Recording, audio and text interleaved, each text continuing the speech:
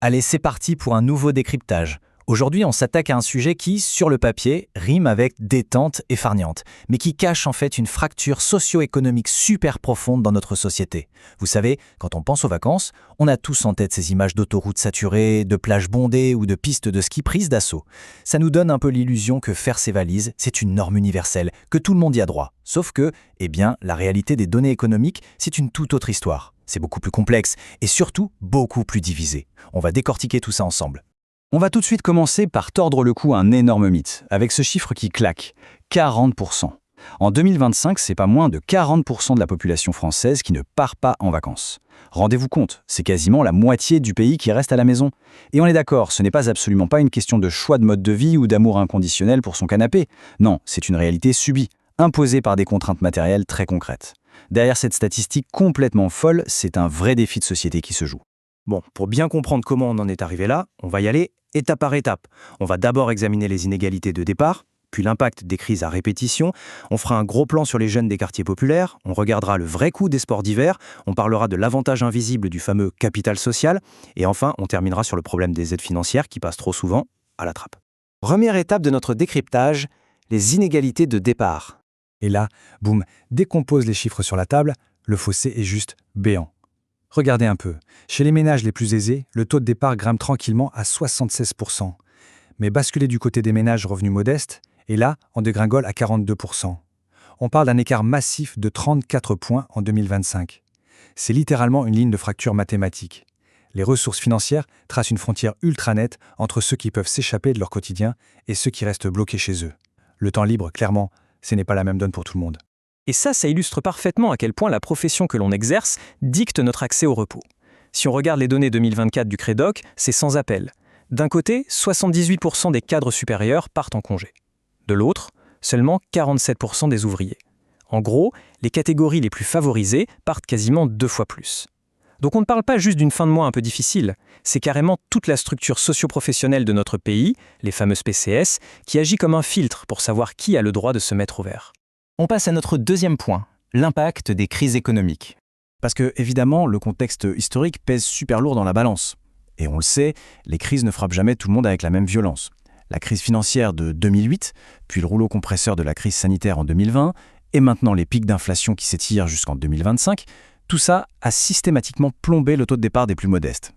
Quand l'économie tremble, le budget des classes populaires encaisse le choc en premier. Et qu'est-ce qui saute ? Les vacances, bien sûr. C'est toujours vu comme la dépense non essentielle face aux urgences pour se nourrir ou se loger. À chaque nouvelle secousse mondiale, l'écart entre les classes sociales s'élargit un peu plus. Ce qui nous amène à notre troisième partie, la situation très critique des jeunes dans les quartiers populaires. Il ne faut jamais oublier que derrière tous ces grands pourcentages froids, il y a des réalités humaines qui sont extrêmement dures. Au cœur de cette immobilité, on retrouve massivement les familles monoparentales, qui sont très souvent portées par des femmes seules. Pour ces foyers-là, réussir à partir, c'est pas juste une question d'organisation, c'est un véritable exploit financier et logistique. Dites-vous bien que le budget nécessaire pour les vacances explose largement ce qu'elles peuvent même allouer à leur propre santé. Et le corollaire tragique de tout ça, c'est l'isolement profond d'une grande partie de la jeunesse. Les jeunes des quartiers de la politique de la ville, les QVP, ce sont vraiment les grands oubliés. L'été, leur horizon se limite souvent au bout de leur rue, ce qui crée une forme de ségrégation estivale totalement invisible. Quatrième point, et c'est un cas d'école fascinant, le coût des sports d'hiver. Alors là, si on veut vraiment comprendre l'ampleur de cette fracture, il n'y a pas meilleur exemple. Regardez cette toute petite part de 9%. Selon le Crédoc, seuls 9% des Français partent à la montagne l'hiver. Vous vous rendez compte ? C'est rien du tout. La réalité, c'est que 91% de la population n'y met absolument jamais les pieds. On a cette imagerie hyper présente à la télé, avec les raclettes, les pistes, les chalets, mais dans les faits, ça concerne une infime minorité. Pourquoi ? Parce que quand vous cumulez le transport, l'hébergement, la location du matériel hors de prix et les forfaits, ça dresse une barrière financière gigantesque. Et pour enfoncer le clou, on a ce fameux écart de 14 points. C'est la différence vertigineuse entre les cadres et les classes populaires sur les départs hivernaux. On a 20% des cadres qui filent vers les sommets, contre à peine 6% des revenus modestes.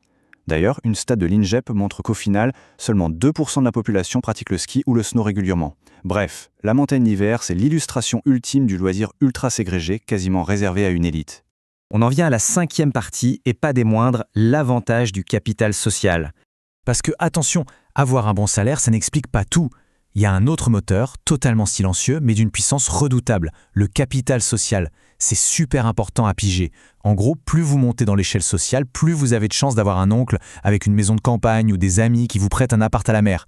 Ce réseau, il donne accès à des hébergements gratuits ou à des résidences secondaires. Ça agit littéralement comme une subvention cachée. Ça gomme d'un coup le plus gros poste de dépense des vacances. À l'inverse, les ménages modestes n'ont structurellement pas ou très peu ce type de réseau. Donc, à chaque fois qu'ils veulent partir, ils se prennent les prix du marché en plein fouet. 6e et dernière étape de notre analyse, les aides financières qui restent cruellement méconnues. Bon, face à ce constat quand même assez lourd, on pourrait se dire, mais que font les institutions? Eh bien, elles essayent d'agir. On a un vrai patchwork d'aides. Les participations des CSE en entreprise, les bourses des mairies, l'incontournable CAF, ou plus récemment le fameux Pascolo lancé en 2024. Le problème, c'est que tout ça c'est extrêmement morcelé et hyper fragile. Tenez, par exemple, le programme des colos apprenantes qui avait été lancé en 2020 pour aider les jeunes défavorisés, eh bien il a tout simplement sauté du budget 2026. On est sur de l'aide temporaire, en dents de scie, et surtout un vrai labyrinthe administratif. Et c'est là qu'on touche le point névralgique de toute cette histoire. La vraie faille, au-delà du budget, c'est un énorme déficit de communication informationnelle. Prenons la première année du Pascolo. Son impact a été décevant sur les départs réels. Pas parce que l'idée est mauvaise, mais parce que les familles qui y avaient droit n'étaient même pas au courant. Sans un vrai maillage local, sans des travailleurs sociaux sur le terrain pour faire le lien et dire « Hey, vous avez droit à ça », l'info ne passe tout simplement pas. On se retrouve avec des enveloppes budgétaires qui dorment dans les tiroirs pendant que les foyers qui en ont un besoin vital restent à la maison. C'est quand même dingue. Alors pour conclure tout ça, prenons un peu de hauteur. L'INSEE nous alerte sur le fait que la pauvreté en France atteint un niveau qu'on n'avait pas vu depuis près de 30 ans. Et face à ça, on a vu qu'on bricolait avec des aides éparpillées et mal communiquées. Ça soulève une question vraiment fondamentale. Comment est-ce qu'on fait pour transformer toutes ces petites rustines isolées en une politique globale, une vraie? Une politique qui garantirait les vacances non plus comme un petit privilège pour les plus aisés, mais comme un droit fondamental absolu, indispensable à la santé mentale et à la cohésion de notre société. C'est une sacrée remise en question et ça mérite qu'on s'y penche très sérieusement. Merci d'avoir suivi ce décryptage avec moi et on se retrouve très vite pour analyser de nouvelles données.